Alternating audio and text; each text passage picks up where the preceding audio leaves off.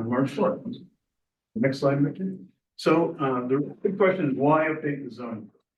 And it's a pretty obscure thing, and but it's extremely important. And the main reason is that we just recently finished updating the city's master plan, and every city and every township by state law has to have a master plan. And it has to be updated every so often. It's about 10 years, if I recall correctly. And then the zoning code needs to follow in sync with the master plan. And that's a state law. The other thing beyond the state law is we want to be proactive in anticipating the future needs of Harbor Springs residents. There's a lot of information out there. We've learned a ton through the master plan process, and we think we can anticipate what our residents are going to need over the next 10, 20, and 30 years. But you'll help tell us what you think about that. And also, this is a pretty big one, is to provide more choices for residents about how they use their property and how they configure their property. And we'll talk about why that makes sense. And I'm going to show you some demographics in a little bit, and I'll show you how our population is older than most already, and probably going to age even faster than others. So what that means for our aging population and things that they might want to do with their property to help them. And the housing demand in the region remains extremely high, seems almost insatiable. And there's, we think, a partial mismatch between the types of homes in our zoning code that are currently favored and what residents are going to need and want. And so here are these key goals that we pulled out of the master plan that have to do with zoning and by housing in particular. And the first one is goal 3. New housing development and redevelopment will need to address the full economic spectrum of people who live, work, and recreate in the city. And there's some action items under each one of those. The next one is to develop a housing strategy in which residential parcels will be developed in a manner consistent with existing neighborhoods and will promote housing across the income spectrum. And we're also supposed to, we've signed up to research and explore alternative housing types that would provide housing opportunity for a broad spectrum of persons seeking housing in the city. So that's the master plan that was worked on 2 years ago. It was adopted by City Council, and now we're obligated to have a zoning code that supports that. On the economic development side of the master plan, a couple of key goals are that our town will be comprised of a viable community-oriented establishments that foster and recognize the city's resort and recreation theme. And that will be a home to a diverse mix of businesses and industries, et cetera, and develop a program that encourages the reduction of fossil fuel-based transportation activities and encourages pedestrian or clean energy-based transportation. So the master plan. And here are the resources that we've been using, studying, and learning about. And one is the zoning reform toolkit by the American Planning Association, independent group made up of professional planners. This book called Missing Middle Housing is the Bible of a movement to go back to some traditional roots in American towns and cities. And it provides some suggestions for ways that housing opportunities can be improved for people in your town. And the AARP has done a lot of thinking about housing.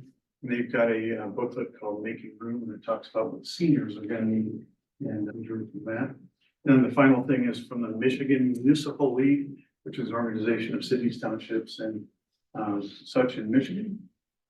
And they've got a pattern book for homes for the 21st century that draws on traditional forms and ideas. Pretty interesting. So let's talk about Harbor Springs demographic. This is what we learned during the master planning process, and it was stunning to us. In the gray is the city of Harbor Springs proper. In the blue is our surrounding area, 49740. So it's most of the 6 northern townships as well.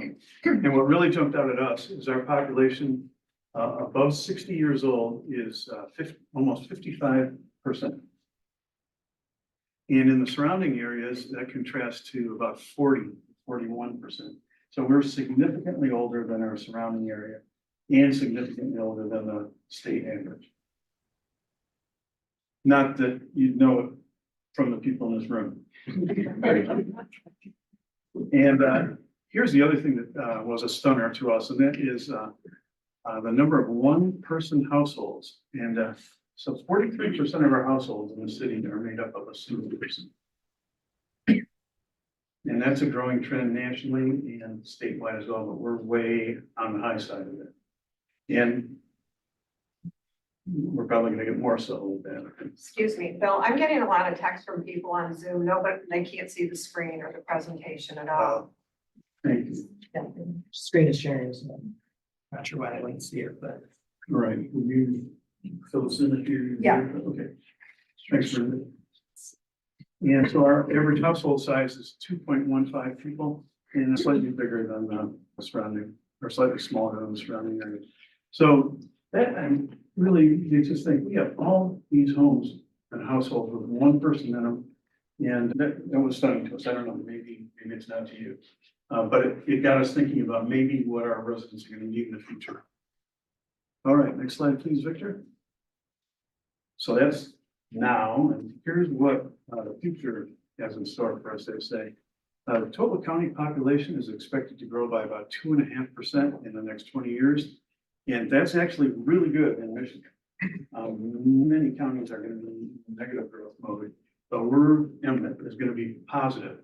And then when you break that down farther, the 60 plus age group over the next 20 years is expected to grow at about 15%. So that bubble of our age group is definitely growing and is expected to grow even more. So it'll be an even higher percentage. Here are the actual breakdowns in 5-year increments. In some places, the growth of the 60 plus group will be 18%. So they say. And with our higher population of older people, we suspect that we may even see faster 60 plus growth than that. And here's another thing that stunned us. We used to have about 300 more full-time residents than we do today. And that was only 20 years ago in the 2020 census. So we're trying to think what could be the cause of that. And that decreasing household size probably plays a big role in it. And these are full-time residents. So these are people that have vote here and they have declared that this is their primary residence.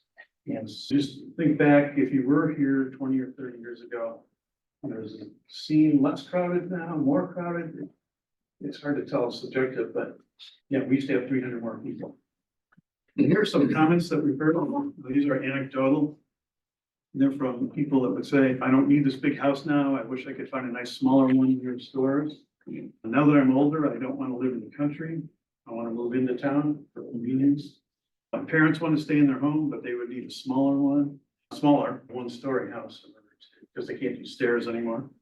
I'd love to have a low-maintenance house in town for 6 months out of the year and travel the rest of the time. We're a young couple and we don't even want a big home to take care of.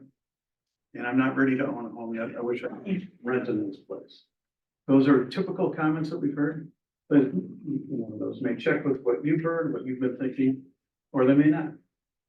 And then conversation with a friend who's on the call tonight. And he said he and his wife have never run into anybody in Harbor Springs that would want to downsize and stay in town. That they would generally go to assisted living or long-term care, and probably somewhere out of state, so maybe somewhere warmer. And that shocked me because I don't know about you, but my plan is to fight tooth and nail to stay out of long-term care or something like that. And I would appreciate some options that would let me stay in town. Anyway, AART says 86% of people said they wanted to remain in their current community and their current home if they possibly could. One more data point that we're taking in, all right?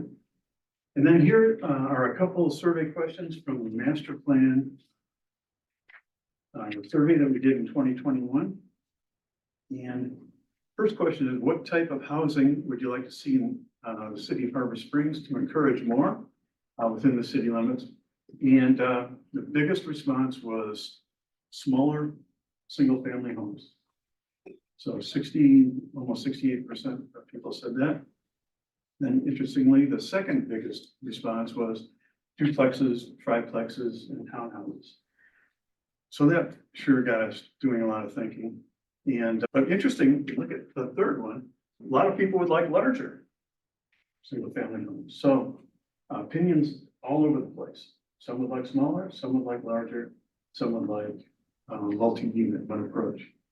And there are also people weighed in on rental apartments and other options. So, and then this question was about neighborhoods in Harbor Springs should include quality housing for all residents of the community.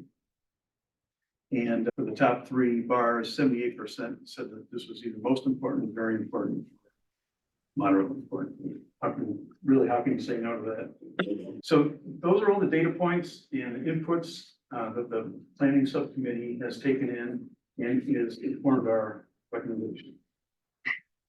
And so in summary of what's going on statewide and nationwide, households are getting older and smaller, and we're doing that in spades. One person households are on the rise. Here's an interesting one. The makeup of household is fluid.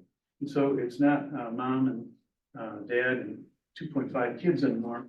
It's one person, or it's actually roommates. It's maybe a grown child or two comes or goes for a while. And so a household isn't what it used to be. It's fluid and it's flexible. Multi-generational households are making a comeback. So the traditional family type approach where people take care of each other. There's a shortage of assisted living options. And from what I've read, that's likely to get worse in the future. There's fewer and fewer people to take care of us all when we need it. And then older people would like to stay in place or age in place. We mentioned that. And we learned that older and younger people would also like to walk and bike more and drive less. And then the last one is interesting, that older and younger people often are going to want similar housing options, and they may not prefer a traditional detached home like we all did.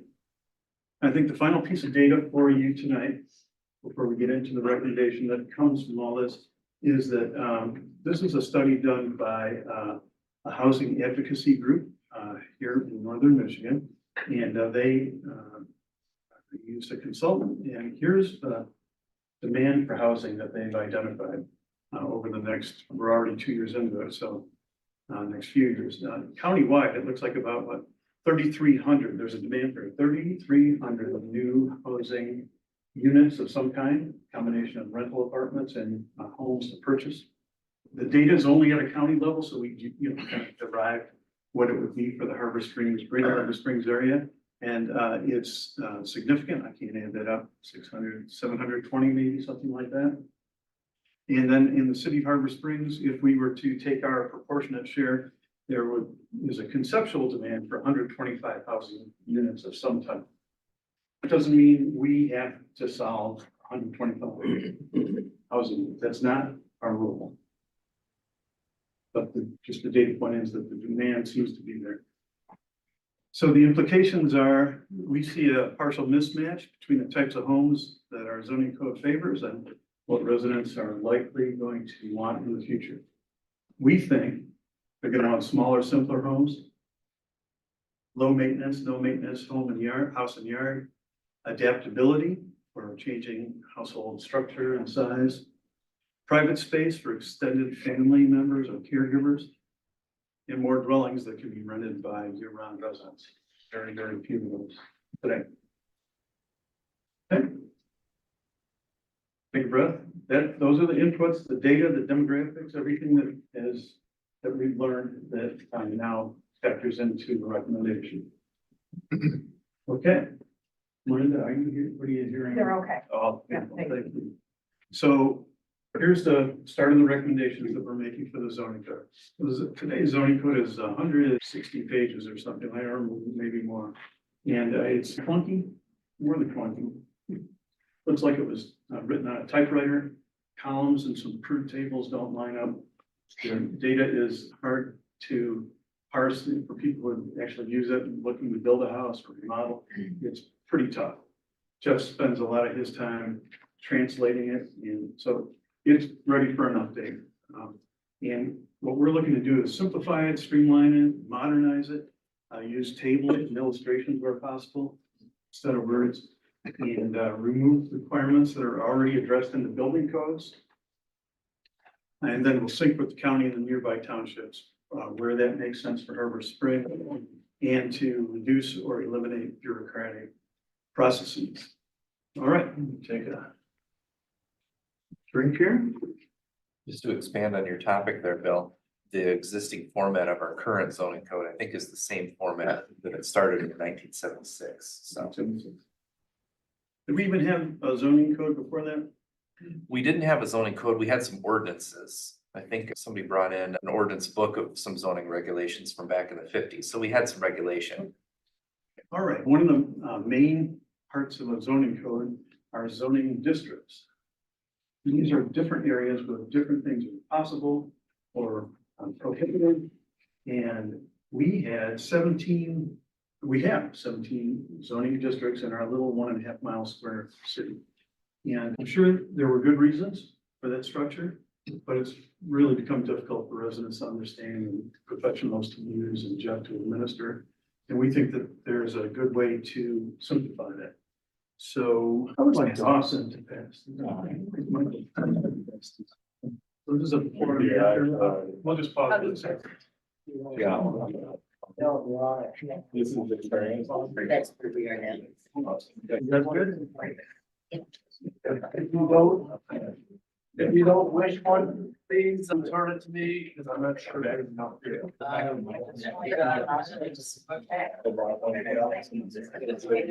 So this is the original, this is the current. And then we need to have position. And then somewhere we have. Folks on Zoom, sorry for the delay. We're passing out some maps here. Paper copies to what's going on. If you have, it's more like. No, you find your property on there. Okay. All right, you ready? All right, so the medical is recommending that we could collapse zoning districts from 17 down to 9 and simplify this pretty radically.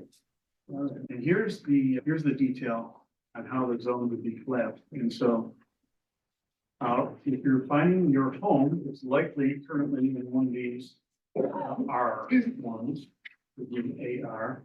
That's where the vast majority of our territory in the city is located, in the residential districts. And what we're proposing is that all those could be collapsed into something we're calling residential neighborhood, RN. That would be by far the biggest district, and that's the peachy colored one that you see on the new zoning map.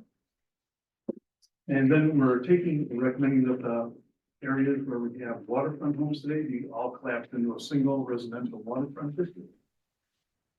There's no change to the mobile homes district.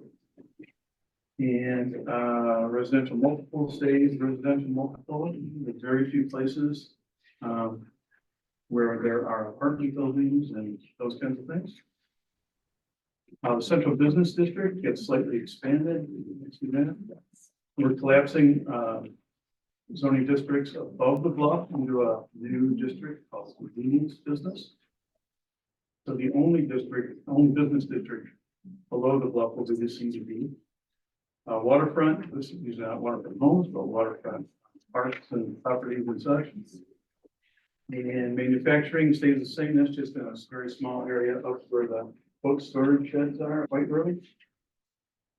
And then the community district are things like government buildings and parks. Okay, next slide. All right, just last week, 1 week ago, we heard a lot from the folks who are in the agricultural district today. And they made some really good points, I think. And one of the main points, it was a nuance that I had missed when we were doing this, and it was, yeah, we understand you're gonna let us keep doing agricultural things if we come and get special land use. And we thought about that for about a minute and said, yep, that's not right. And we need more government, we need more regulation and commission. So Victor came up with an idea for what's called an overlay district. And here's how that would be. If you look at the western properties and at the far edge of the city that are staying in the agricultural zoning district.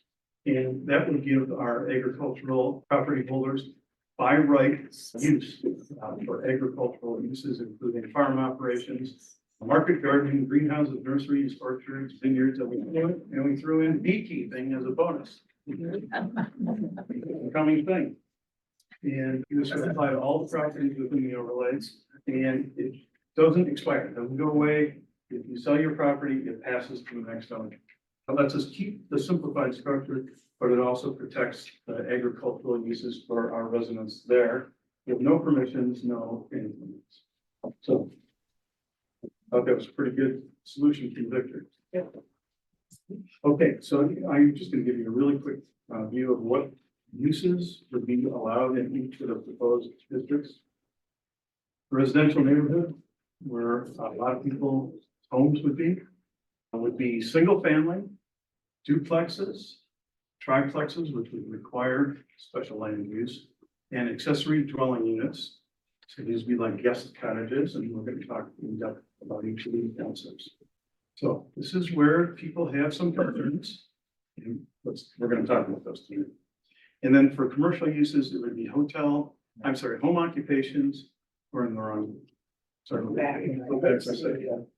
Home occupation, the thing we're calling an accessory commercial unit, something that's garnered a lot of attention. I can get your thoughts on that. And then all of our residential properties with water access would be in the residential waterfront district. What color is that? What color? Blue. That's right. So you can see that on the proposed zone map. And there would be a the same. Residential multiple, that's the current RM district, is very small. This is multifamily, 5 cluster housing. You could have a single family if you wanted to, and there are more commercial uses possible under the plan in the residential multiple. Mobile home park stays the same. Central business district, this is the business district below the bluff downtown. And what's new here is we're rolling together the former B1, B2, and CBD into it.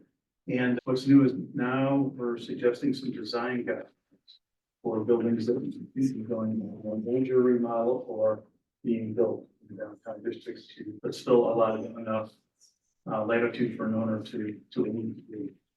And commercial uses are all the ones you can imagine. Convenience business, so this is above the bluff, it would include IGA, it would include the 2 strip malls, and tons of commercial uses would be there as they are today. And somebody could do residential there if they needed to or wanted to. The waterfront district has the same boundaries as today's. There are no residential uses allowed there. And commercial uses are things like recreation, private club, marina, boat storage, marine construction, and more. The manufacturing district is the one on White Road where the boat sheds are. And there are no residential uses allowed up there, but the commercial uses would be boat storage, self-storage, distilling, brewing, and wine manufacturing, and a tasting room, food manufacturing, and many more. And whether anyone would ever do those kind of uses up there, I have no idea. Then the last district is the community district, same boundaries as things like parks, public services, government buildings, and schools.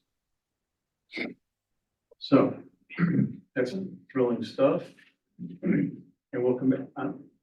Thank you. One question? Yes, if you wouldn't mind, yeah, for sure. And the next concept that we're recommending is called a flag lot. And this is where an owner who had a very deep lot, if they wanted to, could sell the back portion of their lot, and the new user would have access with the driveway that is next to their first house. So it's an idea that could allow the construction of a very few modest sized homes. And there aren't many of these that are going to be configured. It was a very small scale idea. And yeah, so the name comes from the pole, and then it's the flag.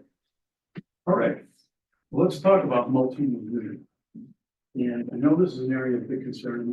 I was for me too in the beginning. My thinking has evolved so much since learning about all this stuff and examining it. And duplexes have a bad rap. We all know what a bad duplex looks like. And it's not for you, maybe it isn't one that you want in your neighborhood.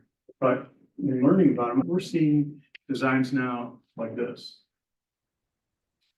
Doors on different faces, as Mark Boudet has informed us, articulated facades, and he's had told us a bunch of architectural terms for what something attractive. And so all the experts in our study, we think this could be an efficient approach to help some people use the property to meet their changing household needs. They could have a family member live on the other side, they could have a caregiver live on the other side, they could rent the other side as well. And the key thing is, we said, it has to meet exactly the same dimensional requirements as any other home, any other single unit home. They can't be bigger, it's going to be closer to the street, closer to the side, anything, and they have to have these features that we define to make for an attractive kind of a structure. And that's why we think they're not harmful, or wouldn't be hurtful, but they could be a very positive addition to a neighborhood of growth needed. You'll tell me what you think about that. Okay. Triplexes. Hey, money. And we'll share for. Thanks. Triplexes have the same advantages, but they be required by special land use in every district. And again, they have to meet exactly the same size requirements as a single unit house. If there's a vacant lot in your neighborhood, somebody wants to come build a single family house, they have to perform the, in a sense, they have an imaginary box that they have to build inside of. And the requirements would be precisely the same. One of these might have 2 or 3 doors to it, but it's gonna look like a house. And quadplexes are a very niche thing, and be surprised if anybody would ever build one. And it would be allowed in a residential multiple and a B1 business, unlike but I'll let that sink in for just a second, and then we'll go to next topic, which we think can be pretty useful. So the new name for a guest cottage is an accessory dwelling unit. And it's had these for 100 years. They're all over town. A lot of them look like that, with a garage, apartment above the garage. And we actually, and some look now, they could be standing. And we do have guest cottages on various houses. So I'm going to diverge for a minute and talk about another philosophy that we talk about in the planning commission all the time. And that is personal choice and property rights. And every time it seems like we make a decision, we're always balancing somebody's property rights to do with their property, what makes sense for them, what they need to do, versus does it harm the rest of the community somehow. And I think what you might have seen with our 17 zoning districts is we've had tighter and tighter regulation, more rules, more permission required to do anything. And it's grown up for fine reasons over the years, but we think it's due for a reset. And what we're trying to do is find opportunities to give property owners more choices and more options without permissions to do what you need to do with your property. So if you're a free market kind of a person, and you're a person who doesn't like regulation, we hear you, and that's what a lot of these recommendations are based on. And here's a particularly egregious example. In our current zoning code today, if you, anybody have a guest cottage? Yeah, if you want to build one, you need to come and appear before the planning commission. You need to the support of your neighbors. You need to present your plans, and you need to swear to 7 different criteria before the planning commission can give you approval to use your guest cottage. And we call them guest quarters. And so here's the point that we've gotten to in Harbor Springs, and that is, if you have a guest cottage, you can have only family members and friends stay there. They can only stay for 21 days, 21 consecutive days. And then they have to go away for at least 30 days. That's where we are. And that's why we think it's time for a reset and roll back some of these restrictions that just don't make sense anymore. Do you remember during COVID when families wanted to be together? And many came up here, mine did. And I just don't think it's right for government to tell you who can stay on your property and for how long, and how long you have to go away for. So that's what we're trying to do. Been some great comments flying around about government taking over Harbor Springs. Plus the funniest thing, because we're really trying to go the other way, to have less regulation where it's possible and give property owners more choices. And you'll tell us what you think about that concept, I'm sure. Okay. So the benefits of an ADU are that they could be one of the tools that a homeowner could use to adapt to their changing household configuration. Could provide housing for younger or older family members, grown kids come here when they're trying to get launched and give you a little space and give you each a little space. It could be a way that an older resident could house a caregiver or a caretaker. In fact, it might be the edge that somebody would need to hire a caregiver, because it's going to be hard to do. And it could be a low maintenance opportunity for older residents. And we think it retains the character of the neighborhood. Some people are gonna say, you're nuts, Bill, that destroys our character of our neighborhood. We don't think so, because we got them all over today. We probably have more than 100. We approve 3 or 4 a year, and they're everywhere. We've had them for 100 years. Okay. Oh, and it could not be used as a short-term rental. So property rights and all that, but you know, we're gonna draw the line right. And so here's the next concept. This is a derivative of that last one. And this has also gotten a lot of attention. Love that. Looking for your input on this one. This is called an accessory commercial unit. So this is a chance to operate a micro business and perhaps incubate a new business idea. And it would be something that you could operate on your property. It could be attached or it could be detached. And you have to be the business operator. You can't contract it out to somebody, and you could, only you could operate this thing. It's not gonna be in your front yard. It's not a kiosk. And it would be limited to a few low impact businesses. Has a maximum size of 800 square feet, and it requires special land use approval. And here are the businesses that we expect out for professional services like accounting, architecture, etc., counseling, tutoring, art lessons, music lessons. People have given piano lessons in the rooms for centuries. We said a coffee shop, Laura Cafe, yoga, hair salon, barbershop, seamstress, tailor, alterations. Yes, Tony. Bill, can you go back one slide? There was one point you skipped over. I think it's important to mention. Size of 800 square feet or 50% of principal residence. Thank you very much. Yeah. So if you have a 1,200 square foot home footprint, you could only have a 600 square foot accessory commercial unit.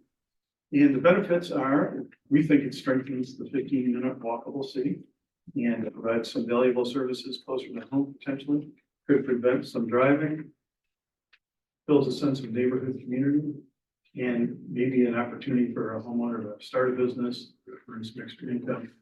And I think it could attract some full-time residents who could be kind of a good work opportunity. If you think that's radical or uncomfortable, I did too. Again, this is one where my thinking can be done. And we did a survey of longtime residents. And here are the kinds of businesses in the neighborhoods that they remembered. Included flower shops, which we still have today, and a party store, fish market, actually, vacuum and sewing machine repair, bed and breakfast, hair salon, barber, hotel, motel, lumberyard, sawmill. We're not recommending sawmill or auto repair. Restaurants, paint retailer, dressmaker, gas station, commercial flower garden, resale shop, even a tea house on Pine Street. Tom Graham, be able to help us flesh out our list.